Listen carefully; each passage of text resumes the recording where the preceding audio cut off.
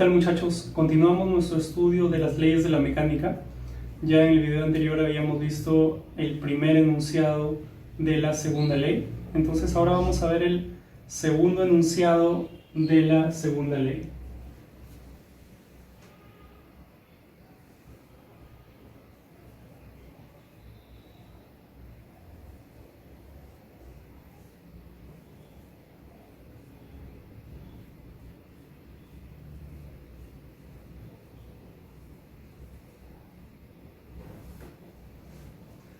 Nuevamente vamos a hacer referencia a un par aislado, el cual es observado desde un sistema de referencia inercial.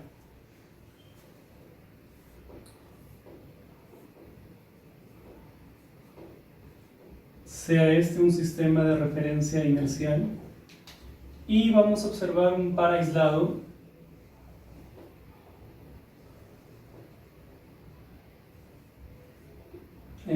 conformado por las partículas partícula I y partícula J. ¿De acuerdo? Bien. Si nosotros observamos ese par aislado, tal como comentamos en el video anterior, vamos a observar que su movimiento es un poco complejo o interesante, ¿no? Conforme transcurre el tiempo, las posiciones de las partículas van a cambiar. Claramente, como comentamos también en el video anterior, ya no hay movimiento rectilíneo uniforme con aceleración nula. Eso solamente existía en el caso de una partícula aislada. Este es un par aislado, ¿no? Entonces, las posiciones, las velocidades y las aceleraciones van a ir cambiando con el tiempo, van a ser funciones del tiempo. Bien, aunque las aceleraciones sean funciones del tiempo, los vectores aceleración, nosotros vamos a observar de que siempre, para todo instante, las direcciones de las aceleraciones son idénticas para ambas partículas y los sentidos son opuestos. Es decir, vamos a separar esto un poquito más.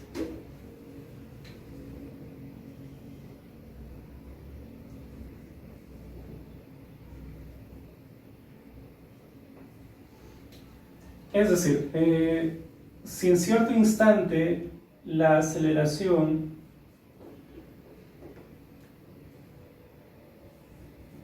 que le vamos a poner de nombre A y J, ¿no? La vamos a llamar A y J porque sería la aceleración de la partícula I cuando está en presencia de la partícula J, ¿no? Ya, si en cierto instante la aceleración de la partícula I tiene esta dirección, la aceleración de la partícula J tendrá la misma dirección pero sentido contrario. Entonces podríamos trazar una... Ahí está, ¿no? Son paralelos. Este sería la aceleración de la partícula J cuando está en presencia de la partícula I. Entonces esos dos vectores son paralelos pero tienen sentidos contrarios. Ya, eso va a ocurrir para todo instante del tiempo, es decir, sabemos, lo que observaremos es que esos vectores van a ir cambiando. A y J va a ser función del tiempo y también a JI va a ser función del tiempo, ¿no? Pero para cada instante o en todo instante siempre van a ser paralelos, siempre van a tener la misma dirección y siempre van a tener sentidos contrarios. Eso matemáticamente lo podemos expresar de la siguiente manera. Podemos decir, sea U un vector unitario que tiene la misma dirección y sentido que A y J, le podemos llamar, ¿no?, U y J, el cual sería por tanto un versor que tiene la misma dirección. Tendríamos que escribirlo también así, ¿no?, como función del tiempo. Este versor, el versor de este vector, es el vector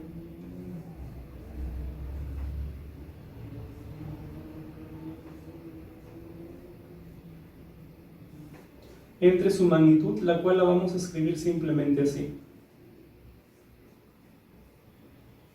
coma, donde esto de acá, de manera idéntica a como lo definimos en el video anterior,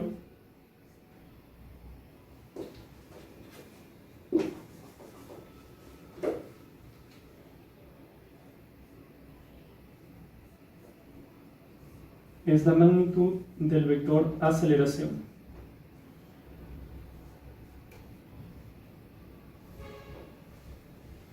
Dividimos el vector entre su magnitud y tenemos un versor, el vector unitario, el cual tiene la misma dirección y sentido, ¿no? Claro, porque esa es la magnitud, entonces estamos dividiendo el vector entre un número positivo, por tanto tienen el mismo sentido, ¿no? Ya no lo dibujo ahí, ya se entiende.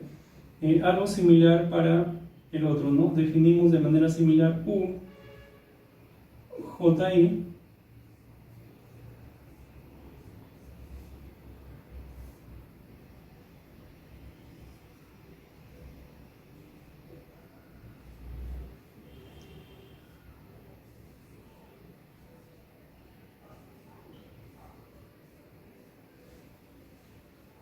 ¿correcto? Bien, lo que comenté hace un momento era que si nosotros hacemos los experimentos, siempre observaremos que estos dos versores son iguales y opuestos. Es decir,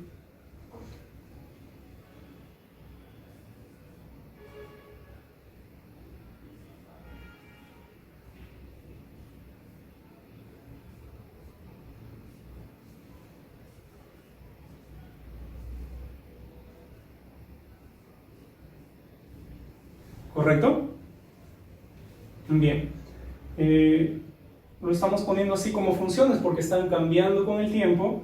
Si lo veo como una igualdad de funciones, lo que digo es que para todo instante esos vectores van a ser idénticos, ¿no? Conforme pasa el tiempo van a cambiar, pero en cada instante siempre van a ser uno el opuesto del otro, ¿no? Uno el opuesto del otro. Bien, simplemente reemplazamos por lo que tenemos por acá y escribimos lo siguiente.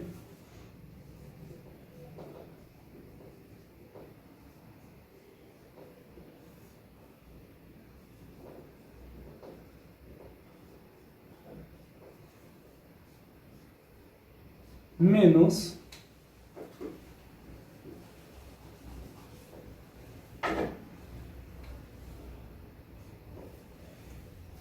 UJI, que es lo que está acá.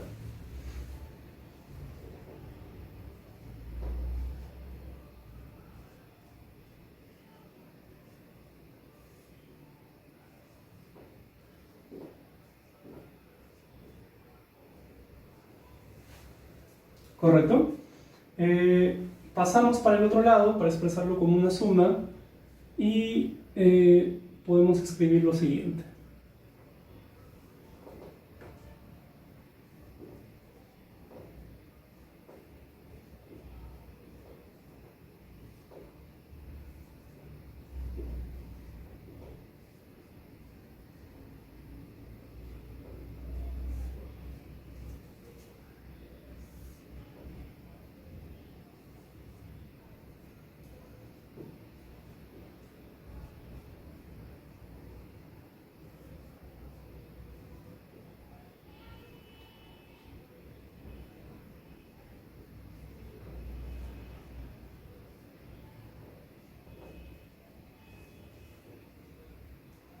Vector nulo sería, ¿no?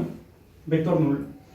Bien, ahora debemos recordar lo que vimos en el video anterior sobre la masa, recordando que esa masa era el resultado, era justamente la proporción entre las aceleraciones de dos partículas que conforman un par aislado, ¿no? Siempre, recuerden, vistos o vistas desde un sistema de referencia inercial. Entonces, lo que habíamos visto en el video anterior era lo siguiente, que si nosotros dividimos A y J, este escalar,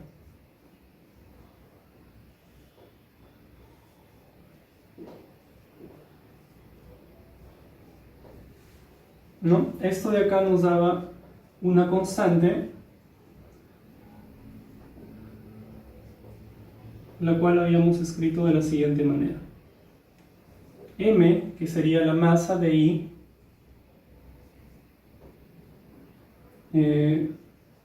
respecto de J, ¿cierto? Recuerden, el primer índice, tal como lo habíamos definido los coeficientes M, las masas, el primer índice correspondiente a el I corresponde al que está arriba en el numerador, ¿no? Porque esa es aceleración de la partícula I en presencia de J. Aceleración de la partícula J en presencia de I. Bien, utilizando la propiedad que llamamos de transitividad, nosotros podemos escribir lo siguiente. Si escogemos nosotros una referencia, ¿no? Por ejemplo, que nuestra referencia sea la partícula que le llamamos P1, ¿no? Podríamos nosotros escribir lo siguiente. Podríamos, si esta es nuestra referencia, ¿no? Ponemos referencia para medir la masa o cuantificar la masa P1. Si hacemos eso, nosotros tendríamos lo siguiente, tendríamos que si colocamos nosotros, o si colocamos construyendo un par aislado a P1 con Pi solitas, podríamos encontrar a partir de ahí la masa de la partícula I, ¿no? Es decir, imaginamos nosotros que hacemos este experimento de colocar la partícula I con la partícula 1, es decir, con la referencia formando un par aislado para poder encontrar lo que vamos a llamar la masa de la partícula I, ¿no? Entonces se cumpliría lo siguiente, se cumpliría que la aceleración de I en presencia de 1 entre la aceleración de 1 en presencia de I, eso es igual a 1 entre la masa de I respecto de 1, ¿no? Lo cual simplemente denotamos por MI, es decir,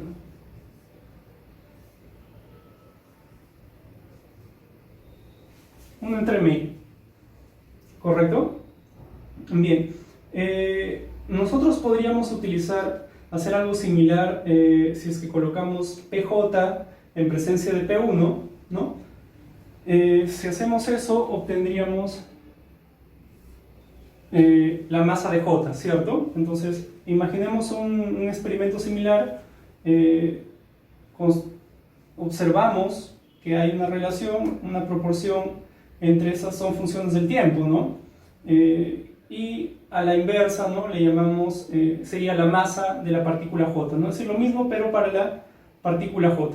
Entonces ahora, utilizando la propiedad de transitividad, podemos escribir el MIJ de la siguiente manera.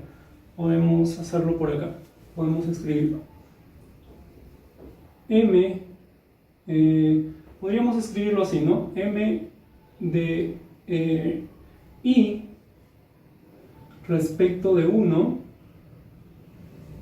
es igual, esto es a partir de la propiedad de transitividad, al M de I respecto de J por el M de J respecto de 1.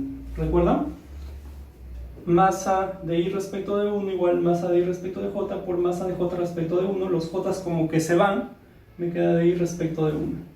Entonces, ese término, el MIJ, es el que aparece ahí, y yo lo puedo escribir de la siguiente manera, ¿no? Tendría MJ es igual a MI1 entre MJ1. Y el MI1 lo escribimos simplemente como MI, ya establecida nuestra partícula de referencia, Por tanto, escribimos lo siguiente. M y J, esto simplemente le llamamos MI, y esto de abajo de manera similar simplemente MJ, ¿no? Y eso es lo que aparece justamente acá. Entonces podemos ahora escribir lo siguiente, ¿no? Esto es igual a MJ entre MI. ¿De acuerdo? Ya. Esta relación de acá tenemos que insertarla acá. Entonces, podríamos nosotros hacer lo siguiente. Podríamos multiplicar esta ecuación por... a ver, veamos.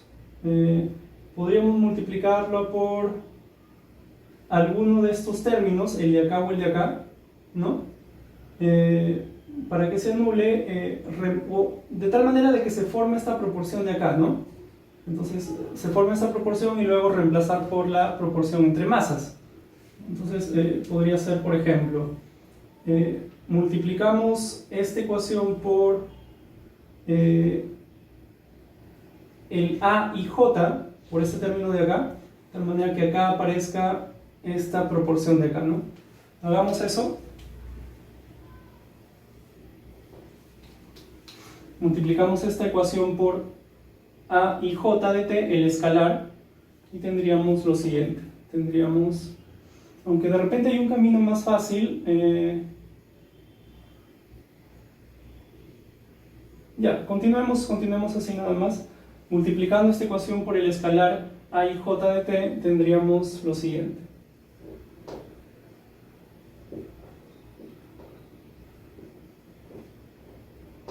Más, acá nos quedaría AIJ entre AJI, AIJ entre AJI, de frente reemplazamos ya MJ entre MI más MJ entre MI por AJI.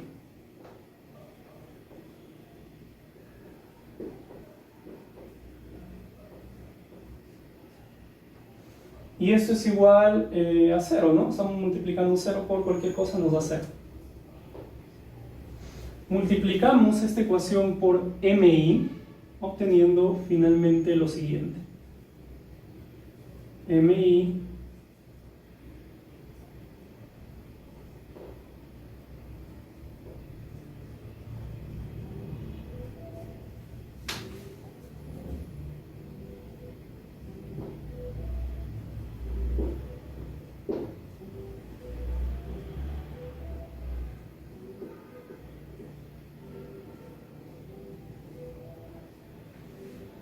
Bien, entonces después de observar todos esos conjuntos de hechos experimentales, nosotros concluimos de que siempre se va a cumplir para todo par aislado esta relación, ¿no? Que me dice, oye, la masa de la partícula I multiplicada, cuando yo tengo un par aislado constituido por las partículas I y J, la masa de la partícula I por la aceleración de la partícula I más la masa de la partícula J por la aceleración de la partícula J es el vector nulo, ¿no? Bien, esto de acá es todo lo que nosotros podríamos inferir o concluir después de de observar los hechos experimentales, ¿no? Lo que vamos a hacer ahora es algo bastante atrevido, diría yo, y es darle una interpretación, pero esta interpretación en particular requiere de el inventarnos una nueva entidad. Lo vamos a hacer de la siguiente manera. Vamos a decir, oye, mira, cuando la partícula I está solita, es decir, olvidándonos de la partícula J, se mueve de cierta manera, ¿no? Se mueve de cierta manera, de movimiento rectilíneo uniforme, ¿ya? Cuando la partícula J está solita, nos olvidamos de P y lo mandamos lejos, la partícula J también se mueve de movimiento rectilíneo uniforme. Sin embargo, cuando yo acerco las dos, su movimiento ya cambia. La aceleración para ambas deja de ser nula. Entonces, esta partícula, yo digo lo siguiente, ¿no? Por ejemplo, enfocándome en la partícula I, yo digo, oye, la partícula I, cuando está en presencia de la partícula J, se mueve diferente como cuando estaba aislada, ¿no? Cuando estaba aislada se movía la partícula I de cierta forma, y ahora que está en presencia o cerca de la partícula J, se mueve de una forma diferente, ¿no? Entonces yo puedo darle una interpretación a eso, puedo decir lo siguiente, puedo decir, oye, cuando la partícula J está cerca de la partícula I experimenta como que algo lo jala, o como que algo lo empuja, o como que simplemente algo cambia su movimiento, ¿no? Bien, a ese algo le ponemos el nombre de fuerza. Entonces decimos lo siguiente, cuando la partícula I está en presencia de la partícula J, experimenta una fuerza, ¿no? Y por ahora estamos simplemente dando una idea, un concepto de fuerza, pero nada matemático. No estamos diciendo, oye, mira, la partícula I, cuando está solita, se mueve de movimiento rectilíneo uniforme, pero cuando ponemos cerca la otra partícula, la partícula J, su movimiento ya es diferente, ya no es rectilíneo uniforme, ¿no? Vemos como que algo lo empuja o lo jala, ¿no? Ya, a ese algo le ponemos el nombre de fuerza, ¿correcto? Le ponemos el nombre de fuerza. Entonces decimos que cuando PI, la partícula I, está en presencia de la partícula J, aparece o se manifiesta una fuerza sobre la partícula I, y esa fuerza hace que la partícula I cambie su movimiento, que acelere más, acelere menos, cambie su movimiento. Algo similar podemos decir para la partícula J. Cuando la partícula J está solita, se mueve de movimiento rectilíneo uniforme, pero cuando está en presencia de la partícula I, algo aparece una fuerza, algo que lo empuja, lo mueve, lo jala, ¿no? Aparece una fuerza que decimos que está sobre la partícula J, ¿no? Algo que empuja, mueve, jala la partícula J. Entonces, esa va a ser nuestra idea o nuestro concepto de fuerza. Lo que vamos a hacer ahora es un paso súper sencillo y vamos a decir lo siguiente. ¿Cómo cuantificamos esa fuerza? ¿No? ¿Cómo matematizamos esa fuerza? La respuesta a esa pregunta es decir simplemente, la fuerza que ejerce la partícula J sobre la partícula I es idéntica o está cuantificada por este vector de acá. ¿Correcto? No estamos diciendo, porque otra cosa sería, vamos a definir la fuerza como masa por aceleración. ¿Ya? Esa es una cosa diferente, ¿no? Puede tener consecuencias similares, pero es una cosa diferente. Una cosa es que yo diga, definimos F, lo que sería en verdad lo más sencillo, ¿no? Para no complicarnos, sería lo más sencillo, es decir, vamos a definir la fuerza como la masa por la aceleración y se acabó la historia. Pero nosotros nos estamos atreviendo a hacer algo más, ¿no? Estamos inventándonos, porque acá no necesitamos inventarnos nada, en verdad esto ya es suficiente para describir el movimiento, la interacción entre dos partículas, ¿no? Con interacción me refiero a cómo es que una actúa o una se comporta cuando está en presencia de la otra y la otra en presencia de la una. A eso me refiero con interacción. Esta ecuación es suficiente. Es decir, yo no necesito hablar de fuerza ni inventarme ese concepto de fuerza, ¿no? Para poder estudiar el movimiento o el comportamiento de las partículas cuando están una cerca de la otra. Pero, por algunos motivos que yo no conozco con toda precisión, motivos históricos, es que se hizo eso, ¿no? Se creó, los humanos creamos esa entidad a la cual le pusimos el nombre de fuerza, y decimos y le dimos existencia, ¿no? Porque estamos diciendo, oye, cuando la partícula I está en presencia de la partícula J o está cerca de la partícula J, existe una fuerza.